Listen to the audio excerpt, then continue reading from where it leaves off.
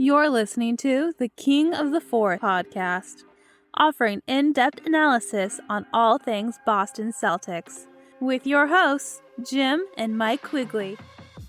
Just a couple of days ago, it felt like the Celtics season was over. As we opened the pod, we called it an unmitigated disaster, but here we are. 150 teams have tried to come back from 3-0. 15 before last night have got into a game 6, and only 3 have got into a game 7, and 0 have been able to pull this off. The question is, can the Celtics, once down 3-0 to the Miami Heat, complete the comeback? And there's definitely some reasons to believe, starting with the most obvious, the talent gap in this series, but also how the Celtics are playing, Mike. The Garden was amazing last night. The effort was what you would want from an elimination game. And the Celtics now over the last 2 years are 8-1 when faced with elimination games, with the only loss coming to Golden State in the NBA Finals last year. Mike, your opening take on what has been just a roller coaster of a series of an Eastern Conference Finals.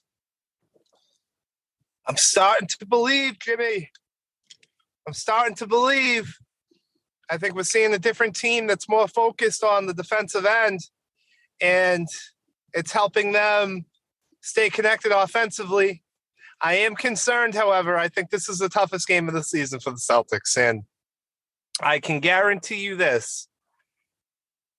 No matter how the other players on Miami perform on Saturday night, and I think that's questionable, Jimmy Butler is going to have his best game.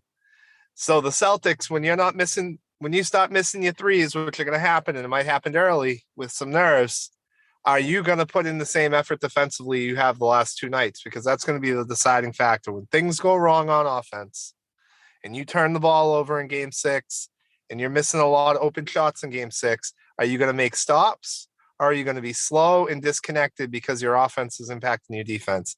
And overall, I think that's going to be the difference, because Miami's going to be able to stay consistent offensively, because I guarantee you Jimmy Butler is going to bring it. Yeah, we talked I one thing I want to say is that I think one of the important factors for the Heat is getting Butler going in the first quarter. In the first 3 games, he scored over 10 points, I think, in each of the first 3 quarters. I would be open to the Celtics doubling him early to get him out of rhythm and to get a lead early in that game. Yeah, I don't know. Yeah, and I know Butler's averaged over 10 points in the game in these playoffs in the first quarter, and really has been the catalyst. I like what they've been doing defensively, which has been not overextending themselves on Butler, allowing Butler to kind of go one-on-one. And when they do help, finally that help is kind of coming off of Zeller or Adebayo. It's not coming off the shooters. And the Celtics have really moved their three-point shooters off the line. The Heat shot 39% from 3 yesterday, but I think it was like 9 of 20, like 4.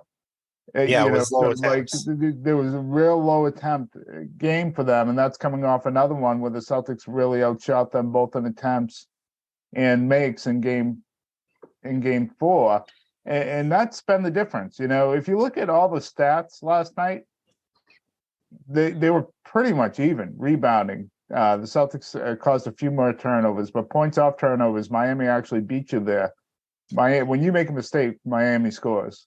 Miami, the Celtics had a lot more offensive rebounds, but outside of that, if you look at Miami had more fast break points. The difference is 3-point shooting, and the Celtics outscored them by 18 points from 3, and that was the game. And I just,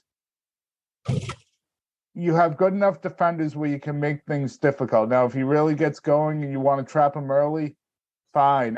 But I am more scared of these other guys getting confident, of Martin or Love or Duncan Robinson, feeling good, and all of a sudden your contests have to be that much better because these guys, making shots like they were in games 1, 2, and 3.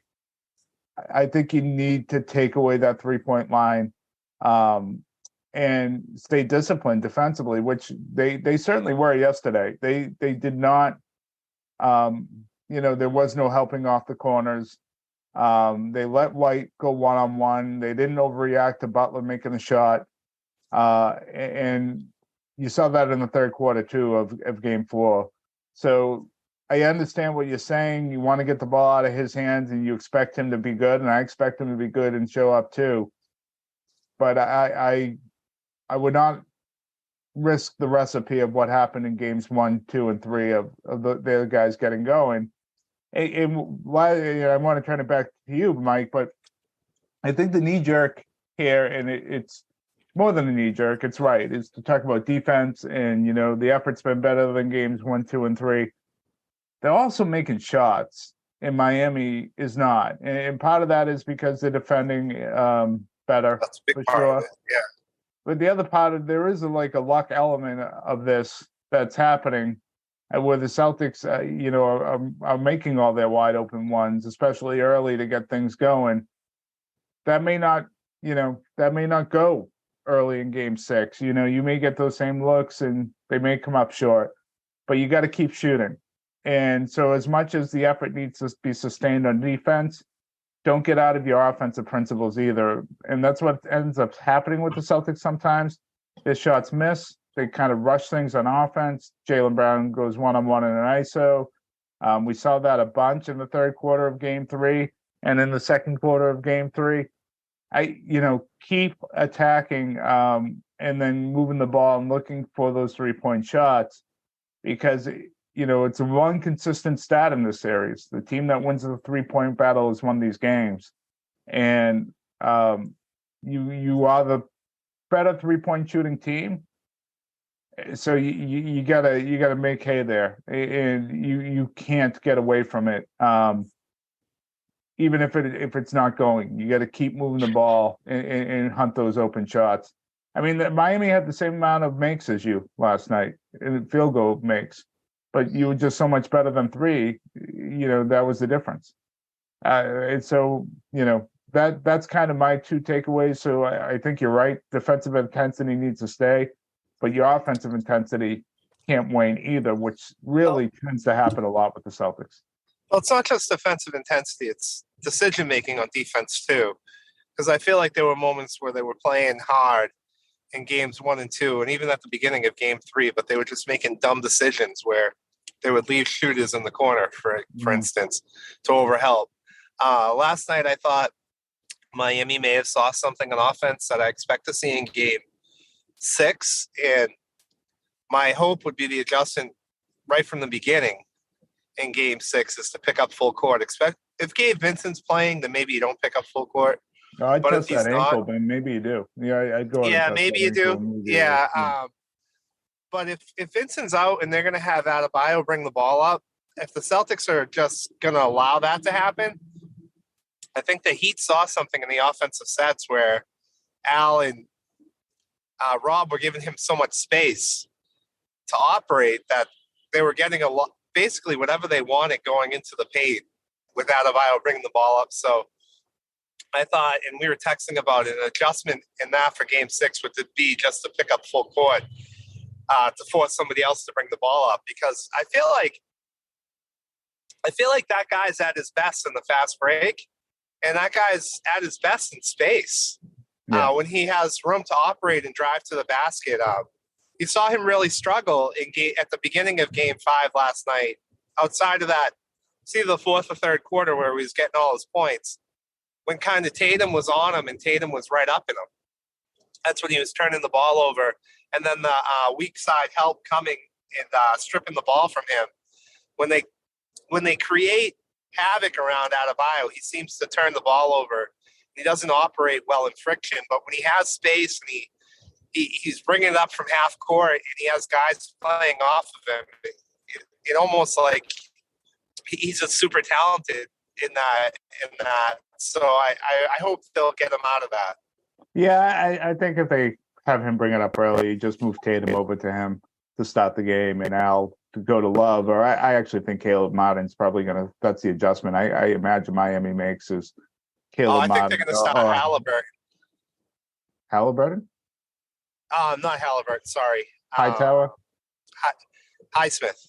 Highsmith, yeah. Hightower is from Police Academy. Yeah.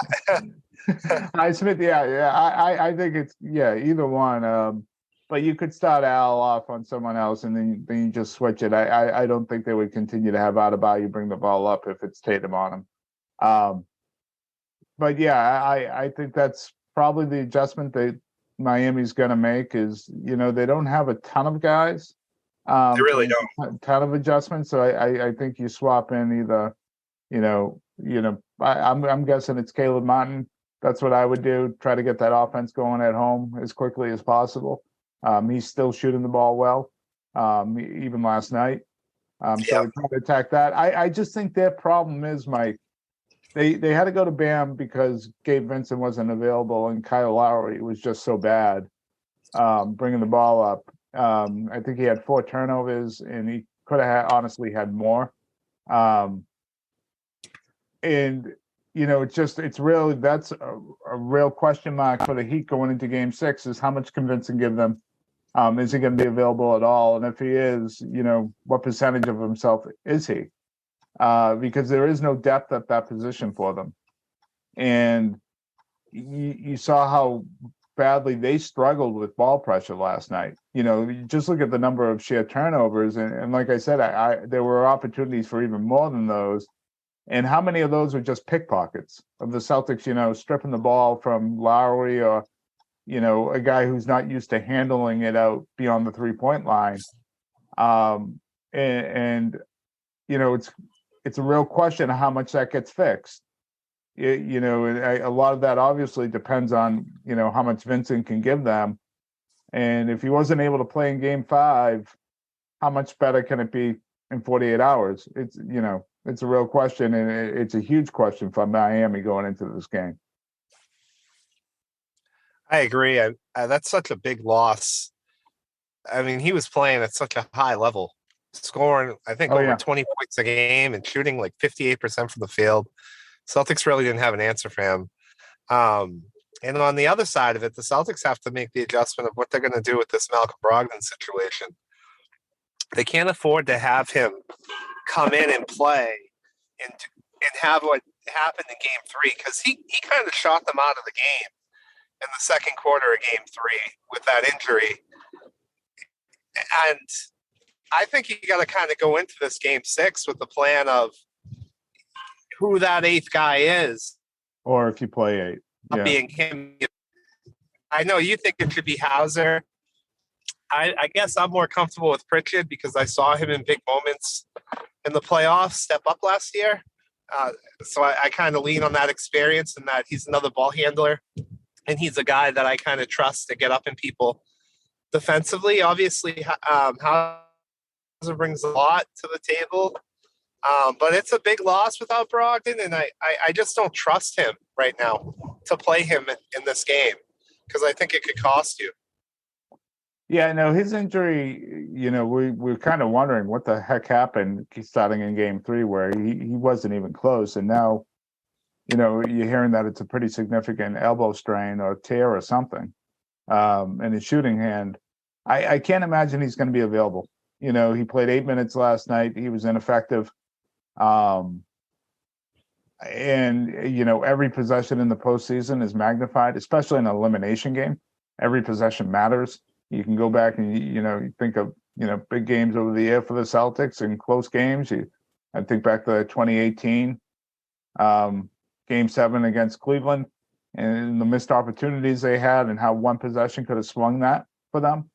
And so they all matter. And I don't think he'll play. So I think, what does that mean?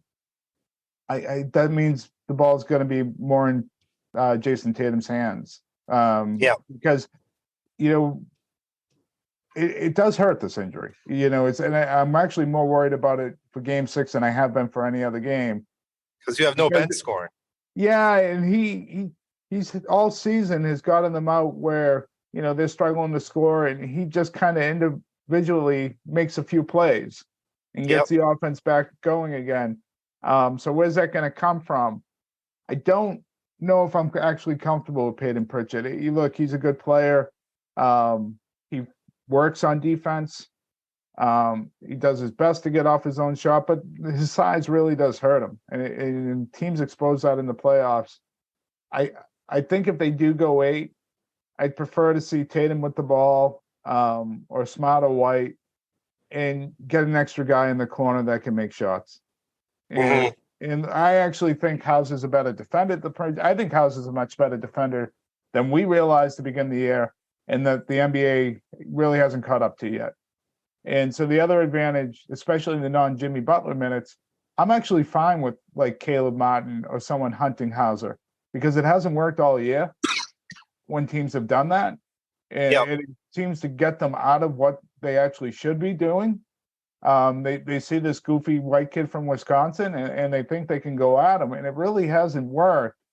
So I mean, Jimmy Butler's a different animal in that situation. I wouldn't be comfortable with that, but the other guys, I'm fine. So that's why I would think use him. I almost wonder though if what they're going to do is just go 7 and just say, you know what, Grant's been shooting the ball well. He's been so good defensively. We'll put him in the corner, and we'll just play 7 guys. You know, I'm not sure I would, but you know, I wonder if that's the direction they'd go. I mean, it works if Grant's hitting shots. Then it works, because if you can get 15 to 16 points out of Grant and Rob combined, I think you feel pretty good, because you got so much firepower still in the starting lineup. You expect the starting lineup to get you hopefully 90 points.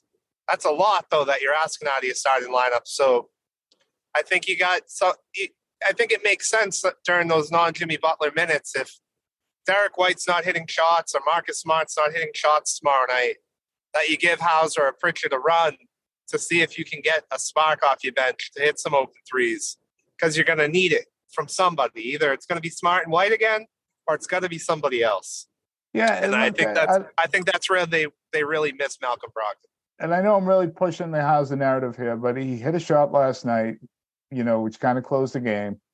And then when he was in the playoff rotation, he didn't play his way out of it. He played well against Atlanta. Yeah, he played really well. So it was more about matchups if they went with Grant instead. So it isn't, you know, I don't really get the sense that the moment's going to be too big for him. And, you know, the other great thing is he doesn't need a lot of room. You know, if he's open by a half second or less, he can let it fly, and, you know, the release is quick. So, you know, that's the direction I go, but I don't know if Mazzulla is going to go in that direction, though. I don't know either. He tried Pritchard last night. I don't think it looked good. It didn't look good. No, I mean, he turned the ball over as soon as he came in. Yeah, I don't think it looked good. And I'd rather, you know, the ball in Tatum's hands with the offense and Pritchard at this point. And if Brogdon's going to be out, that's probably the way to go. And you know, we can talk about, you know, these, you know, real fringe role players at this point in the playoffs. But the bottom line is the game's going to come down to, you know, how well Jason Tatum plays and how well the role players play off of him. And I was listening to a show last night, and, you know, it was great that Jaylen Brown got going. I thought it was Jaylen Brown's best game. But someone said, you know, we still really haven't had a Jaylen Brown game yet. And we're not gonna. That was perfect last night. You know, he caught balls off the corner. He hit a couple of, you know, he hit 3 threes in rhythm. Early in the third, he started forcing things, and I think they called a timeout, and we got away from that again. He played really, really good defense, like great defense throughout the entire game. That was like, he needs to be a really good Robin to Tatum's Batman in this. You're not going to have dual Batmans. This is a bad matchup for Brown. You know, look, I'd love it as much as anyone if he just went off and became unconscious. But I just don't know if that happens against this Miami Heat team. That I just think, you know, the way they defend him and the way they defend him off the dribble is really difficult for Jaylen Brown to get going. But we're 12 to games play this in. role player role, you know. We're 12 games in going back to last season against Miami. what Jaylen Brown did last night is what we need from Jaylen Brown. Perfect. We can't have what we saw in game 3 with him forcing stuff. He'll shoot him out of the game. No, it was a perfect game last night. It was just enough. Yeah. And I'm fine. I think if they get that from him again, then you just need one or two other guys to really give you some offense, and you should be okay. Tatum had 11 assists because the other guys are going, but he could have scored a lot more if they weren't making shots. That's kind of the way I felt when I was watching the game last night. Anyways. Yeah, I mean, Tatum had 12 points in the first quarter. He's the one who got him going. And I think they'll need that in game 6. They're going to need Tatum to come out aggressively hitting shots in the first quarter again. And then obviously there's the Al factor. Let's not ignore that. Yeah. Al hitting a couple threes is a big deal. Yeah. It's a really big deal what it does for Tatum opening up the floor. And in game 4, they weren't even covering Al. And that's what got him going.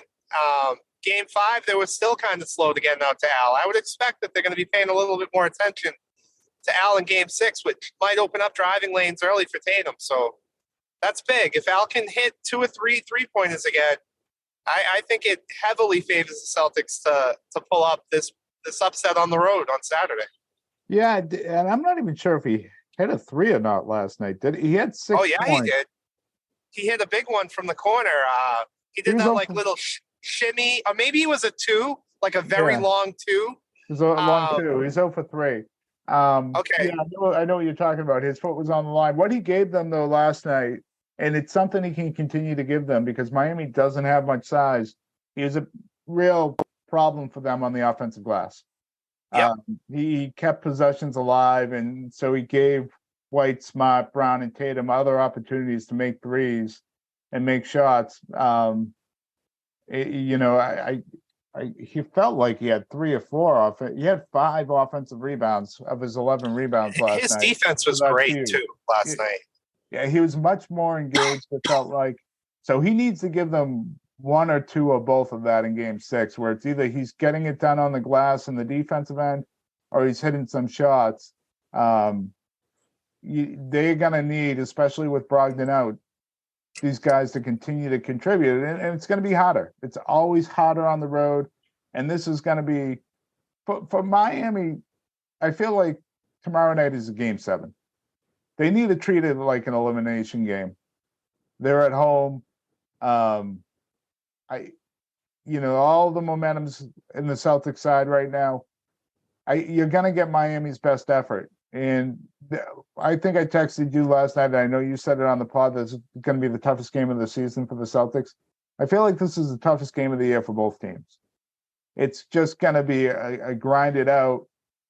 And so you need other guys that are going to step up. They're going to try to do everything to take the ball out of Tatum's hands and Brown's hands. So guys like Horford, Smart, and White need to contribute. And I also think, Mike, we've had 2 wins here, double digits, not that competitive, really, in the second half. Celtics going to have to close out a game in the fourth quarter. Yeah, I think they're going to have to in game 6. Absolutely, they are. Coming. It's going to be tight. Yeah. I think that's coming. And that's a scary thing because I feel like you can play great defense against Jimmy Butler down the stretch, and he makes them anyways. I have all these memories in my head that even during the regular season, the game at home where they played 23 seconds of great team defense, and Butler hits like a fadeaway 3. Yep. So they're going to have to really execute down the stretch. And that's something that they've struggled with. They've really struggled with outside of maybe a couple Philadelphia games. And so it's a question of, can they do that? Can they do that against Miami? We really haven't seen it, but I think in order to advance to game 7, they're going to have to. Yeah, I mean, history is not on the Celtics side. Typically, when NBA teams make it to this point, game 6, these games end very ugly for them. But I also think it's a little bit of a different narrative where the Celtics are the more talented team and the team that's been favored all along. So I don't think we've also seen something like this, the position that the Celtics put themselves in. This is a big game for Miami.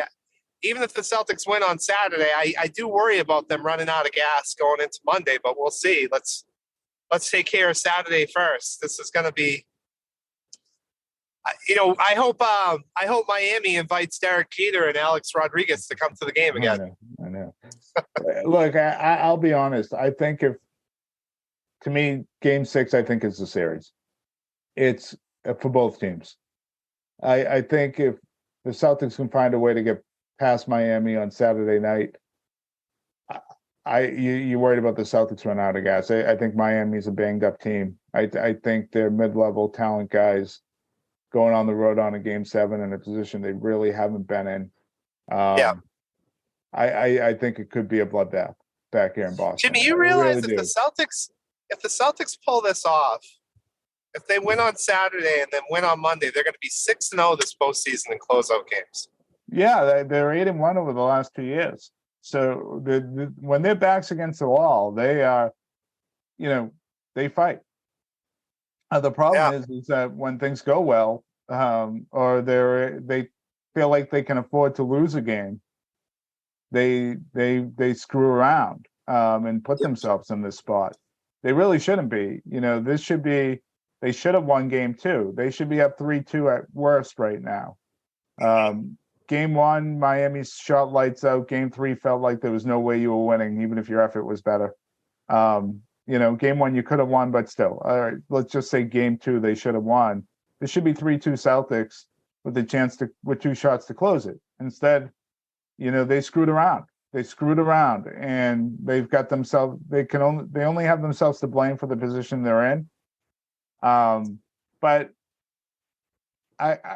there was kind of a narrative going around, especially after Game 3, and I get it because they lied down in the third quarter, but that these guys aren't fighters, that they don't work. I don't think that's true. And you're not 8-1 in closeout games without being fighters. The problem for them is what we just talked about. So I expect it again, Mike. I expect they're going to give it everything they have. The moment's not going to be too big for them. Maybe, the shots get harder because of, Miami is more amped up and they're going to give you this one last effort, great effort to try to close this thing out. And, you mentioned it in the text earlier this morning to me too, and I saw it last night. Jimmy Butler is trying to rally that confidence of his teammates right now, and I think he's right to. I think he's right to do it. They're unraveling a little bit. They've got some injuries. He needs them believing that this thing is going to end in Game 6, because I think he knows. I do. I think he knows if it doesn't end in Game 6 that they're going to go down in history here. And so, you're going to get a good punch from Miami early in this game. You are going to, they're going to be physical with you. Who knows how the referees are going to call it. You need to play through it. There is, I imagine, 1 or 2 shots get going in that place early on. They're going to erupt and then the confidence is going to be rolling. So can you sustain that if you're Miami, and can the Celtics stunt it? And they got to find a way to stunt it if they want to get back here to Boston. That said, if they are able to, hold Miami at bay for a lot of that game, do they run out of gas? Meaning the Heat at some point. I tend to think they keep going. They're constantly playing hard, but do you lose your legs and your jump shot? I just don't know. This is the game though to me. Then this is the game you're going to get Miami's absolute best effort on both ends. They're going to try to make life miserable for Jason Tatum. They're going to give him all sorts of different looks. Other guys need to be prepared to step up. But if you get beyond tomorrow night, maybe you feel differently, Mike, but I think this thing is over. I just think it's over if you're able to find a way to win tomorrow night in terms of for the Celtics. I think they're going to win it. I have full confidence coming back here Monday, and I don't think it will be close. Oh, It's quite the opposite of our last pod where it was a funeral, and now here we are talking about Game 6 with the Celtics on maybe the brink of history come Sunday morning. So with that said, Jim, I hope everybody enjoys the game on Saturday night, and I hope we're doing a pod on Sunday or Monday morning talking about Game 7. Yeah, it's weird too, Mike. I'll say bye to everyone too, but it's like they're on the brink of history, but I also feel like it's no excuses too. I feel like if they come up short, it's a failure still. Oh, big time. Yeah, it's a failure. So it's a real weird spot. Usually you don't say that about a team being down 3-0, but you hit on it early how it's different. And so God, it has a game. I don't know if there's been a more interesting game in a long, and the Celtics have had a lot of them, but this Game 6 is really something. I'm looking forward to it. And Yeah, the other part of it too, like them digging themselves in this hole. If they're able to do this, like they could have hurt themselves going into the next round by making this a 7-game series with less rest than what Denver would have, and who knows what Malcolm Brogdon is now. You may not have Malcolm Brogdon if you make it to the NBA Finals. Maybe things are different if you played harder and close the series out earlier, or even the Philadelphia series or Atlanta earlier. So then maybe they just not built. Maybe you got to, if they get through this, you got to convince them somehow they're down 2-0 to start the series against Denver. I mean, like I really don't know. Well, let's get past Miami first, but yeah, I mean, Denver's clearly, in my mind, the best team in the NBA right now. But Jokic is awesome. Yeah, let's get past Miami. And really, you're right. This is it. This is the big one, Game 6. What's going to happen? If the Celtics come out hitting shots, Jimmy, early, that's going to be a really good sign. I'll just say that. Oh yeah, it's fascinating, Mike. This is a fascinating game. I really can't wait. I can't wait to see how this team responds, how Miami responds, what Butler does, what Spoelstra does. Is Gabe Vincent ready to go? What do the Celtics do without Brogdon?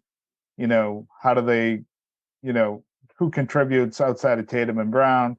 It's I'm looking forward to it. Oh, we should mention, Mike, that Mazzulla's been pretty damn good over the last 2 games. Nah, I'm good. All right. Yeah, and you're right about somebody hitting shots, because I don't think Derek White's going to go 5 for 6 from 3 again. But I do think if Miami is late to help on Marcus Smart, he can have another big game from 3. That's my prediction. I think Marcus Smart's going to hit 3 to 5 3-pointers again. That's going to be a big factor, because he seems to be open all series. So they're all that's open. Probably part of the game plan to keep him open. But if he's getting threes off of passes that were deep into the shot clock, I'm comfortable with that. Those are good shots to me, and I think that could be a huge factor and could be the difference in Game 6. I think Derek White, there's going to be a lot more pressure on him. He's not going to have the same looks. He's going to have to create differently. But I think Marcus Smart could be – I think we could be looking at another 14 to 17-point game from Smart. Well, you can only take away so much if you're Miami. So if you want to focus on Brown and Tatum, White's still going to get open looks, and he's got to hit them. So maybe they take the emphasis off of Brown and put it on White, but I don't know. They will. White's threes, though, I don't think they've been open. I feel like he's hitting them with people on him, and I still think they're good shots. Yeah, no, they've been mostly open. There was one to close the quarter. Maybe because it takes him so long to get the shot off. Yeah, the way he shoots. They've been open. Maybe they haven't been wide open, but they've been open looks. And, it's tough to think of anyone outside of Tatum and Brown have really faced contested looks. And so these guys, especially over the last 2 games, the Smarts, the Whites, the Grants, they need to make them when they have to make them because they're going to be open. Even in the second quarter when they went to zone, they were getting corner looks. And they just missed them. Not just that. Yeah.